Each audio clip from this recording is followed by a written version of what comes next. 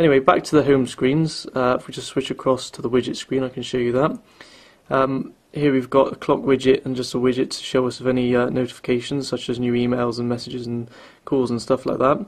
And we can actually tap and hold on these, and then we can move them around the display or just get rid of them altogether if we want. And at the bottom here we've got a little list, again horizontally scrollable, of more different bits and pieces that we could put up on the screen. So there we've got a calendar that I can put there, and maybe a calculator as well that we can move off to the side. And then once you're done, you can just tap the OK button at the top, and there it is, all lined up nicely for you. So that's quite handy, but there's not very many widgets. If we go back into it, you can see there's only a sort of a small selection of widgets. There's not an awful lot compared to some other phones on the market, but for a non-smartphone it's quite impressive.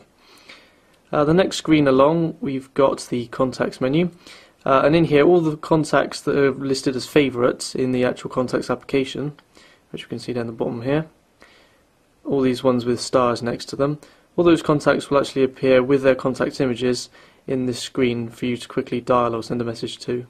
Unfortunately, the ActiveSync doesn't work quite so good with our ActiveSync account for some reason, our Google ActiveSync account, so none of the contact images or phone numbers were actually copied over, so you can't see the contact images there. And the next screen is multimedia, and it's much the same as the contacts one. Again, you've got sort of rows of your favourites. This time we've got favourite photos on the right here, and favourite music on the left.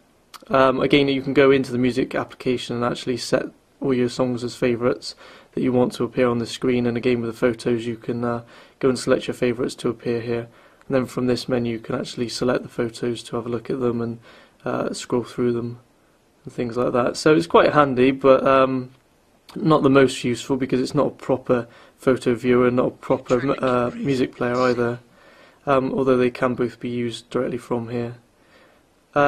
Moving on from that, we're just going to have a quick look at the web browser.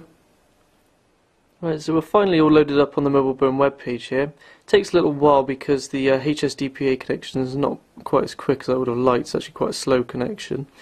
But even on Wi-Fi, the phone actually struggles to actually render the pages particularly quickly. You can see here it's not quite as smooth as some rival devices, maybe like the iPhone for example, is a bit less sort of stuttery than this one. But there's pinch zoom support, just like the iPhone, but again it's not quite as polished. It doesn't always recognise that you're trying to make a pinch, and when you do it actually takes quite a while to zoom in sometimes. As you can see here, it's not the fastest or the easiest experience. It's not really recognising what I'm doing and reacting straight away. But it's not a bad experience. I mean, as you can see, we've got the full HTML page here. There you can see it zoomed in finally, and it's the full HTML page just like you'd see on the desktop computer in your home. But it's just a bit slower to actually load and navigate than perhaps it would be on, say, an iPhone or maybe one of the Android devices. I'm just going to quickly tap the URL address entry box here so we can show you the keypad.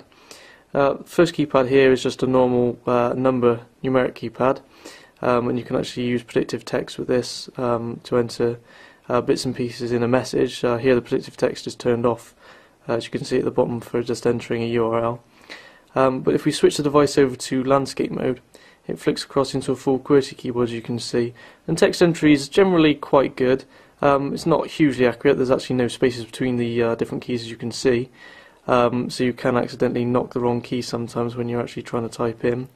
But it's not too bad, and I managed to get some messages out pretty quickly, and you also get predictive text even with the QWERTY keyboard if you wish. So that's the LG ViewTea Smart. Overall, I think the handset could be recommended. It's not a bad little device. The camera's pretty nice, and also it's got the DivX video playback and Wi-Fi and Google Maps on it, which is pretty good. There's also a GPS system in this, so you can actually geotag your photos and stuff when you take them. Though oddly, you can't use the GPS receiver with Google Maps for some reason. But nevertheless, we still give this a recommended rating, and I've been Russ Jeffers from MobileBurn.com.